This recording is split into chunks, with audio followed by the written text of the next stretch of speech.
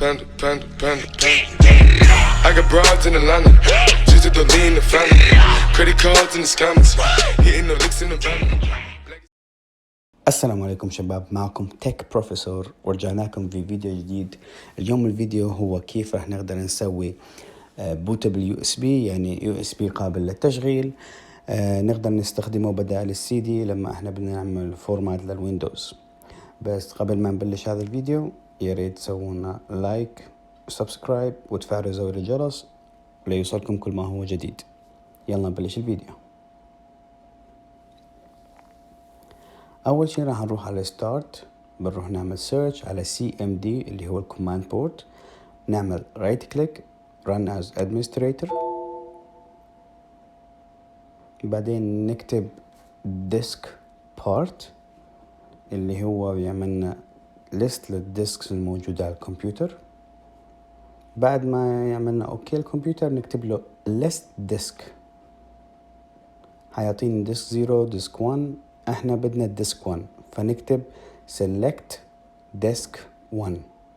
الديسك 1 اللي انا اخترته هو اليو اس بي فلاش ال 8 جيجا تبعي. بنروح على ديسك كمبيوتر بنشوف عندي انا 8 جيجا فلاش عليه شوية بيانات. فاول شغلة راح نسويها اللي هي كلين، ننظف اليو اس بي الموجود عندي. بعد ما يعطيني اوكي نعمل create partition primary. هذا البارتيشن برايمري مشان احنا نقدر ننزل على اليو اس بي البيانات. بعد ما عملنا create partition نعمل select partition 1. البارتيشن 1 اللي هو اليو اس بي. بس ما عملنا select نعمل فورمات fs equals fat32 quick. لازم نكتب كلمة quick لانه بيعملنا quick فورمات.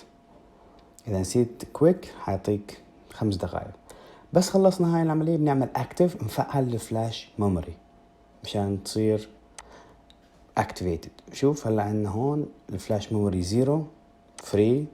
بس خلصنا هاي الكلمة نكتب كلمة exit. الاكزيت هلا مكتوب لك leaving DiskPart، طلعنا من disk partition. هلا نحن بدنا ننقل بيانات الى الفلاش ميموري، لازم يكون عندنا ويندوز موجود. انا عندي ويندوز 7 وويندوز 10. بس كيف بدنا ننزل ويندوز 7 وويندوز 10؟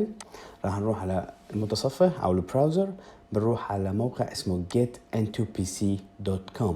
هذا الموقع جدا رائع. انا اشكر جدا فريق عمل الموقع اللي خلاني انا استخدم اسمه وافرجي اعمل عليه فيديو. طبعا الموقع كامل متكامل في كل شيء بدك اياه، من مالتي ميديا، اوبريتنج سيستمز، اي برنامج بدك اياه هو فل. ما عليك انك الا تعمل سيرش على الشيء اللي بدك اياه. انا هون بدي اعمل سيرش على ويندوز 10، بعمل كليك طلع عندي الويندوزات كلها موجودة.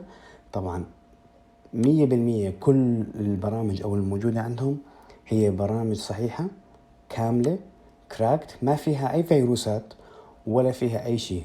انا شخصيا مجرب الموقع وضامنه، عشان هيك تواصلت مع فريق العمل. طبعا بنكبس داونلود، بننزل اخر الصفحة مكتوب لك 4.1 جيجا، حيعمل لك ريدايركت على صفحة. نستنى شوي. هلا المفروض يعمل لي ريدايركت على الصفحة الرئيسية مشان احنا نعمل داونلود من هذه الصفحة. نستنى ثواني،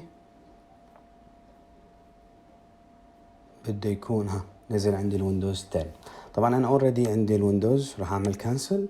فبنروح عليه حينزل لك زب فايل، نعمل له انزب، حينزل لك بالفايل هيك.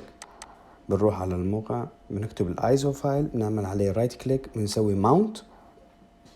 بعد ما نسوي ماونت بنروح على ديس بي سي، راح نشوف انه هو الجي درايف. فاحنا بدنا نعمل الكلمة هاي xcopy، لازم تتبعون الخطوات المضبوطة. جي اللي هو الماونتد، نقطتين فوق بعض، باك سلاش، بدك تنتبهوا على الخطوة عفوا. بعدين نجمة دوت نجمة سبيس، لا تنسوا السبيس، سلاش اس سلاش اي سلاش اف، بعدين سبيس مرة ثانية، بعدين نكتب الفلاش ميموري دي نقطتين فوق بعض، باك سلاش، لازم تحطوا باك سلاش. نكبس انتر، هيعمل كوبي للبيانات اللي موجودة من جي للدي على الفلاش ميموري. بس هذا راح يطول كتير، انا راح استناكم بعد الفيديو. رجعنا لكم، الفيديو خلص، اليو اس بي عفوا النقل خلص. هلا اليو اس بي ريدي، نقدر نعمل فورمات للوندوز عن طريق البوت مينيو، بتحطها بيطلع لك كأنك انت حاط CD.